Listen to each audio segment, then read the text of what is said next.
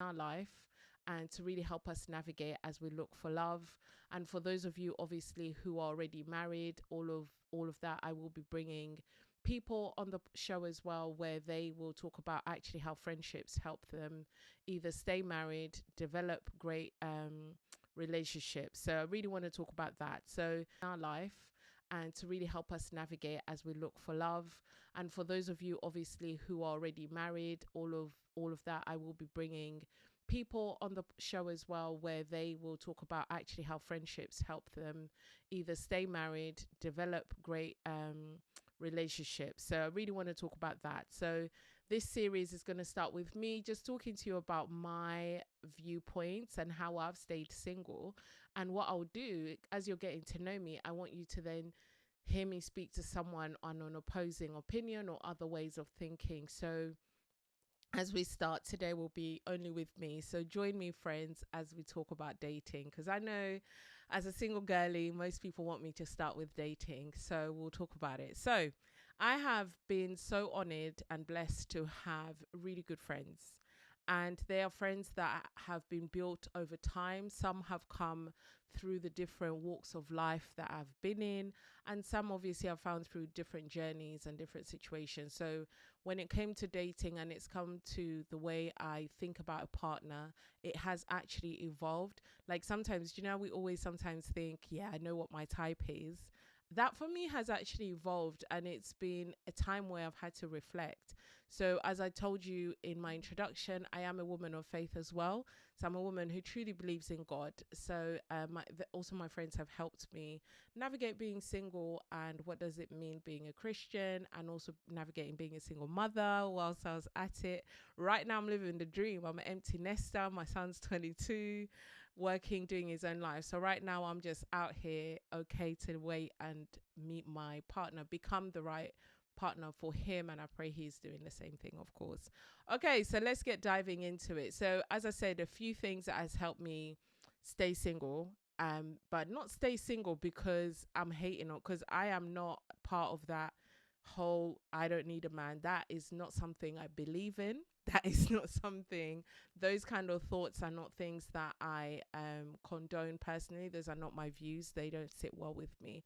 I do believe in great marriages, great partnerships, great companions, and meeting a partner where you come together and work towards similar goals where you're going in life. So whilst I'm single, it doesn't, and then most people think everyone that is single just doesn't like being in relationships. But the truth is, I'm not single because of that. I'm single because I'm okay to be patient and to work on myself whilst I get to that opportunity when I get to meet my partner. So that is what singleness is for me. So having great friends, but also something you all need to know about me is I do love podcasts as well, and I love reading. But I only read things that I need help on. So I'm not the girl that will read fiction. That is not me. So I like to read. So today's episode, I do want to talk to you about a book that equally pushed me towards really using and working with my friends and getting people to tell me about myself as well and some of my bad habits. Because come on, people,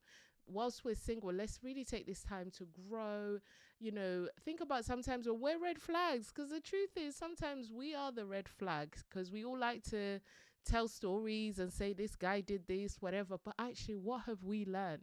Like when we go on dates or when we meet people, you talk to people online, like what is that also teaching you about yourself? So here we are. So Paul Branson, who, if you don't know Paul Branson, I don't know where you've been hiding, but Paul C. Branson wrote this book about find love, how to navigate modern love and discover the right partner for you. For me, this book was amazing. And I tell you one key thing why. Because Paul actually talks about the importance of having community when you're dating. Because something I used to do, right? When I would date, I'd keep quiet. I'd kind of get to know. Obviously, I'm in my little bubble with this person, right?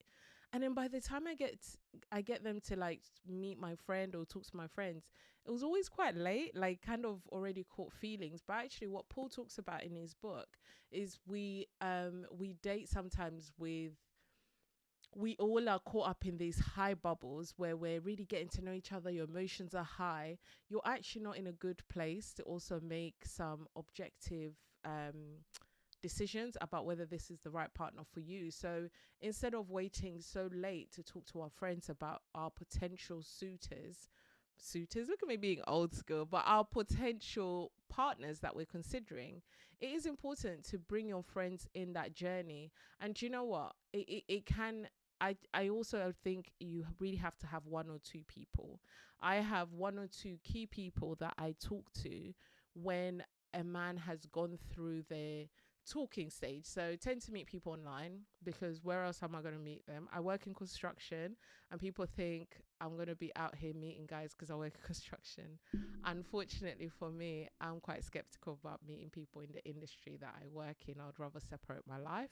But I don't know. But so I tend to do online dating. So I get to talk to people, and I know people have this pet peeve about online dating. But again, can we go back to balance and logic? Listen, are there some crazies on online dating? Yes. Are there some things that you're thinking, yeah, I'm tired of this? Yes. But you know what? When you use online dating correctly, and you're very specific about, not very, if you're very clear what your strategy is about dating, then it will make online dating really simple. So, you match with people, talking to them, being very clear. Like if you see someone's being sometime-ish, or they don't really message, they do, they don't, then that's also showing you that person's character. So why are you still talking to them? So then you eliminate that, because I do that. Like if all the person says is hi, hi, well, I'm going to end that conversation because you're wasting my time and I don't have time to waste. So I eliminate men very quickly that way. I just keep it moving. And then, of course, the ones where we are having conversations, but they have becoming meaningful, and I can see that, okay, I can give you my time, then I start to talk to them a bit more. And then, of course, they will then tend to ask me, I'm an African girl, so I need you to ask me on a date. So then they ask for us to meet first. So I don't call the first time you meet someone online a date, because that's you first time meeting them physically. So if you can't handle a conversation when we're dating, when we're just talking, sorry, because when we're just getting to know each other online, if you can't hold down a conversation, or even give me a call and we talk, I promise you, nowadays, I don't even bother. I do not bother meet up in person, because listen, I don't want to waste my mascara. So strategy one is, I always obviously pray about it. Then my strategy again is just meet different guys and match different people, actually. Like rethink about what are your core goals. So when we're thinking about being single, something that my friends have helped me challenge me, is thinking about what do I actually need, and what do I want right now, what do I want in the future. So there was a time when I was a younger girl, my son was younger, that I wanted a companion that we would be raising my son together and potentially having more children. That season for me has gone, because again, my son's 22 now, so that season's gone. So I'm in a big girl era now. So for me, it's about actually, are we going to be bringing life to each other? Are we going to speak kindness to each other? We're probably all both going to be in very senior, high functioning roles. So do we bring peace to each other? Do we challenge each other to move forward? But are we doing it through love? So for me, someone that can actually stimulate my mind, really be sensitive to my emotions as well, and someone that is considerate is really important. So I look out for those clues when I am talking to someone. So now when my bestie, when she asks me who I'm dating, we have key things that we ask, what are they doing? What are their aspirations? Do they want kids? Do they, want to live in this country? Do they live in this country? Because I'm one of those girlies. I'm okay to date international, because why not? I'm an empty nester. Ain't nothing stopping me from doing that. So being very clear about those things has really, really helped me. But as I said, having a friend really helped me navigate those things has been great. So building those long-term friends that you trust, because the truth is, I'll tell you a story. A few weeks ago, no, yeah, probably a few weeks ago, I was talking to someone, and I'm getting to know this new person who's becoming a friend. I'm just trying to work out what kind of friend they're going to be. And I remember, for example, for them, when I was raising this concern about this situation with this man, and to be honest with you, her response was old Jackie response. One, it's never been old Jackie response, but her response to me was, well, you can, he's very much, whether you, if you stop seeing him now, you're going to still be single. So I said to her, I said, but that's not the point of meeting a partner. Like, you don't just meet people to have them as placeholders, that because just because you're not aligned on certain things, key fundamental things, by the way, in this case, they were very fundamental. This person is not ambitious. They were happy to be in a certain way of life that I'm not happy with. And so I knew those things are going to be big concerns for me long term. So, and when I mean, I just mean where they were fine coasting through life. I am not a girl who coasts through life. And I definitely do not want a partner who coasts through life. But this particular person was kind of insinuating that, well, do you really need them to provide? I said, okay, but I don't need them to provide, but I do like to have my partner who has something that they're working towards, whether they have a hobby, a career.